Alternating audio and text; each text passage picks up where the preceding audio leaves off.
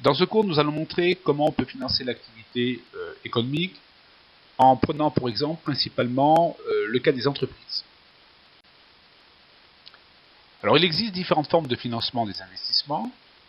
Pour une entreprise, la première possibilité pour financer ses projets, c'est de recourir au financement interne. Alors, le financement interne est possible à partir des bénéfices réalisés les années précédentes.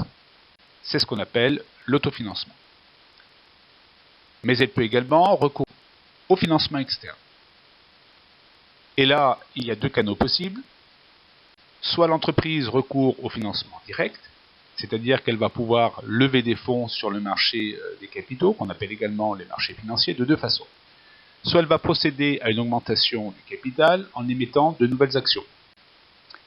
Alors, une action, c'est quoi? C'est un titre de propriété qui confère à son détenteur de droit, d'abord un droit de vote, c'est-à-dire la possibilité de participer aux assemblées générales d'actionnaires et d'émettre sa décision concernant les projets d'investissement de l'entreprise. Mais le deuxième droit afféré à une action, c'est un droit pécuniaire, c'est-à-dire que l'action procure un revenu qui est proportionnel au nombre de titres détenus dans l'entreprise et proportionnel aux bénéfices réalisés. Et la rémunération d'une action s'appelle un dividende. La deuxième possibilité pour l'entreprise de lever des fonds sur le marché des capitaux, c'est d'émettre un emprunt obligataire, à travers ce qu'on appelle les obligations.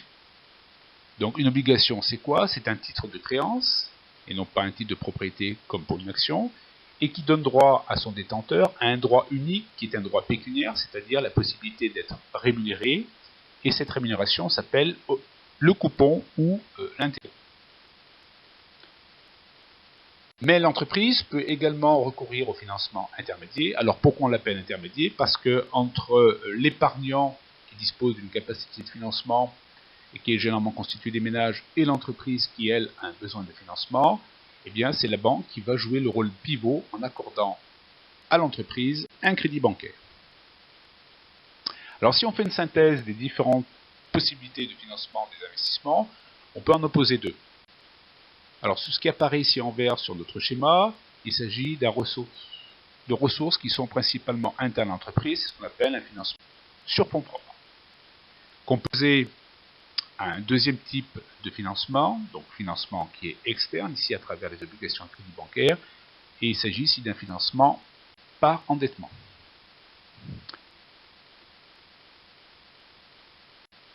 Et lorsque l'entreprise recourt à un financement par endettement, eh bien, emprunter représente un coût pour l'entreprise, mais représente également un risque pour le prêteur.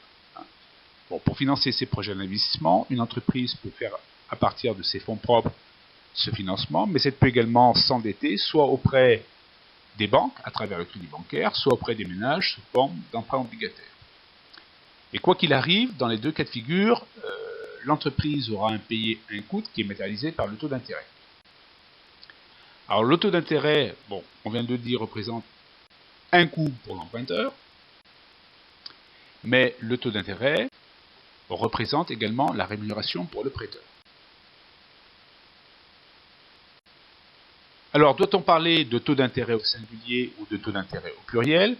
Bon, en réalité, le taux d'intérêt, c'est quoi? C'est tout d'abord le prix de la renonciation à la consommation présente. Et plus cette renonciation à la consommation présente est différée dans le temps, plus le prix sera élevé, c'est-à-dire plus le taux d'intérêt sera élevé. C'est ainsi qu'on distingue deux types de taux d'intérêt. Les taux d'intérêt à court terme, qui sont généralement inférieurs au deuxième type de taux d'intérêt qu'on appelle les taux d'intérêt à long terme. Mais le taux d'intérêt également rémunère le risque pris par le prêteur. D'où la nécessité bien d'analyser ici le risque du crédit, c'est-à-dire la possibilité malheureusement pour la banque de ne pas être remboursée par l'entreprise. Alors cette analyse du risque du crédit va reposer principalement sur deux variables. D'une part, la situation financière de l'emprunteur, sa qualité en matière de capacité de remboursement, mais la deuxième variable porte ultimement le secteur d'activité de l'entreprise, la situation de l'économie générale, etc. Et lorsqu'une banque accorde des crédits à une entreprise, la question de la qualité de l'emprunteur survient rapidement et la banque va être confrontée à une situation d'asymétrie d'information. Et pour forcer l'emprunteur à révéler sa vraie situation, eh bien, elle devra analyser ce risque de non-remboursement à travers un certain nombre de documents, comme les bilans de l'entreprise, ses comptes de résultats, la faisabilité technique, la faisabilité financière et commerciale de son projet. Et là, deux cas de figure. Soit l'entreprise est à l'origine d'un projet d'investissement qui est solide, qui est fiable, et dans ce cas, la banque lui fera payer un taux d'intérêt qui est celui du marché. Ou alors, le risque présenté est élevé, et dans ce cas, l'emprunteur paiera un taux d'intérêt qui sera supérieur à celui du marché parce qu'il incorporera une prime de risque.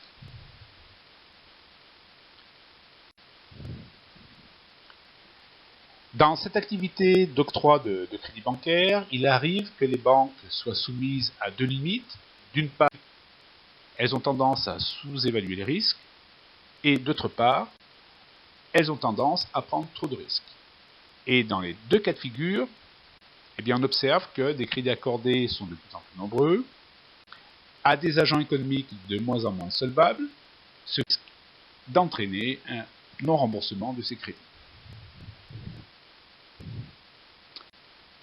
La conséquence de ces non-remboursements, c'est la possibilité de voir cumuler deux types de crises. Tout d'abord, une crise de solvabilité, c'est-à-dire que les banques en situation de difficulté de trésorerie vont même risquer de connaître une faillite bancaire.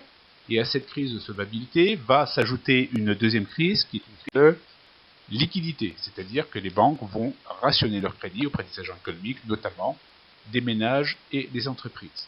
C'est ce qu'a illustré la crise économique de 2008 aux États-Unis et qui a concerné dans une moindre mesure l'Union européenne.